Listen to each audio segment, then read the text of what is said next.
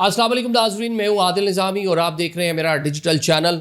नाज़रीन, 2 साल अगर पंजाब हुकूमत की परफॉर्मेंस देखी जाए, मरियम नवाज़ साहिबा की परफॉर्मेंस देखी जाए, तो जो चीज़ सबसे ऊपर है ना, मतलब जो उनका सबसे अहम कारनामा था, जो उन्होंने सबसे बड़ा इकदाम उठाया था, वो जनाब प्रोटेक्शन ऑफ ऑनरशिप ऑर्डिनेंस था, जिसके रस्ते में लाहौर की high court, Punjab high court, Aalia Neelam साहिबा जो चीफ़ जस्टिस है ऑनरेबल, उन्होंने कुछ उस पर नोटिस वगैरह लिया था और सरजनिश भी की थी और कहा था ये ठीक नहीं है, अदालती इख्तियारात जो है उसमें आप लोग आ रहे हैं।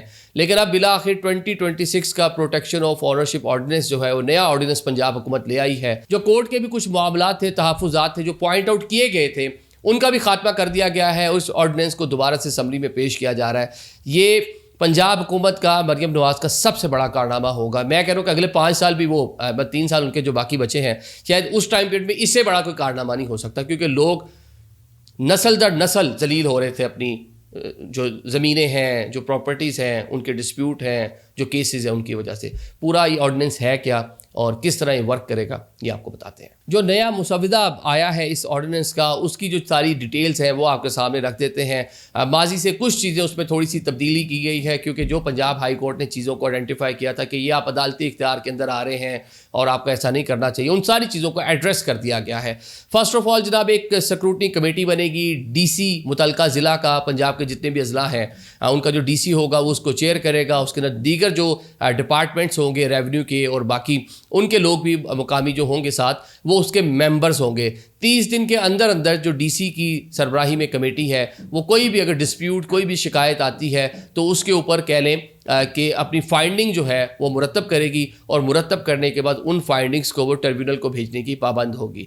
अब 30 दिन के अंदर लेट्स सपोज कि अगर किसी एग्रीमेंट के ऊपर वो लोग आ जाते हैं, 2 पार्टीज़ हैं, उनका अगर लैंड का कोई इशू चल रहा है और कमेटी के सामने वो लोग बैठते हैं, ठीक है, ओके फाइन, हम इसको बैठ के बाहमी अफ़ाम तफ़हीम के साथ हल कर लेते हैं, एक एग्रीमेंट बनेगा, वो एग्रीमेंट भी जाके ट्रिब्यूनल के सामने पेश हो जाएगा।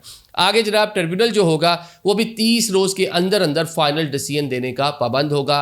इसको मजमूई तौर पर देख लें तो 60 रोज़ का कह लें कि ये प्रोसीजर बनता है। कोई भी डिस्प्यूट आएगा तो पहले दिन शिकायत से लेके एंड तक 60 दिनों में उसको आपने मुकम्मल करना ही करना है। जो ट्रिब्यूनल है उसको हेड करेंगे जनाब एडिशनल सेशन जज होंगे, जो उसको हेड करेंगे, और ये अलग से कह लें कि इनको जो जजेस जो हैं इस काम के लिए उनको नॉमिनेट भी किया जाएगा। साथ ही जनाब जैसे ही ये मामला ट्रिब्यूनल में या शिकायत स्क्रूटनी कमेटी के सामने आएगा, आप उस प्रॉपर्टी को ना सेल कर सकते हैं, ना लीज कर सकते हैं, ना सब लीज कर सकते हैं, ना किसी को गिफ्ट कर सकते हैं। सिंपल वर्ड्स में मैं बोलूं तो उसको बस स्टे ऑर्डर समझ लें हो गया है, जब तक कि उस डिस्प्यूट का फैसला नहीं होता। जो फैसला होगा, पंजाब की जो इंतज़ामिया है, जो भी ज़िला की पूरी जो मशीनरी है, वो जनाब आपको उसके ऊपर अमल दरामद करवा कर देने की पाबंद होगी। पुलिस है, बाकी जो अदारे हैं, वो मुकम्मल तौर पर उसके ऊपर अमल दरामद करवाएंगे। ये तो हो गया जनाब कि इससे काम किस तरह करना है। अब जनाब दूसरा जो इसका हिस्सा है उस जानिब चल लेते हैं। जो गैर कानूनी कब्ज़ा है, इस हवाले से सज़ाएँ जो तजवीज़ की गई हैं,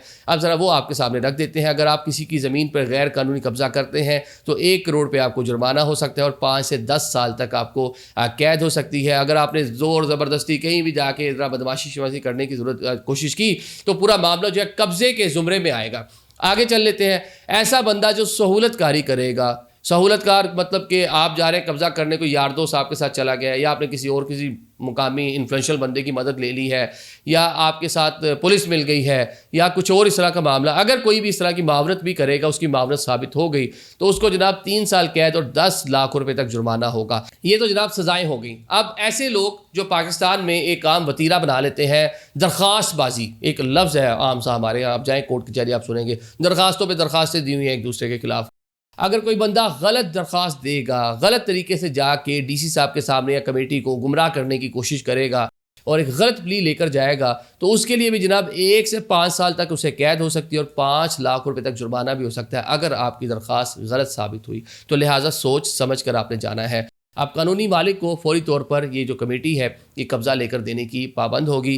यकीन करें ये इतना काबिल सताइश पंजाब हुकूमत का कारनामा है कि मेरे पास अल्फाज नहीं हैं। लोग मुश्किलात में हैं, बेवाएँ आपको नज़र आएंगी, यतीम बच्चे आपको नज़र आएंगे। कुछ दिन पहले मैं एक वीडियो देख रहा हूँ कि सगे चाचा जो हैं वो वालिद भाई के इंतकाल हो गया, भतीजी सामने खड़ी है, उसको मार पीट कर रहे हैं کہ جناب یہ حویلی ہماری ہے, تمہارا حصہ ہی نہیں ہے یہاں پہ. مطلب یہ والے رویے ہیں نا, کم از کم یہ اس کو روکنے کے لیے, اس کے سامنے فل سٹاپ لگانے کے لیے یہ شاندار مطلب کارنامہ ہے مریم نواز کا. جتنا اس کو آپ ایڈمائر کریں اتنا کم ہے.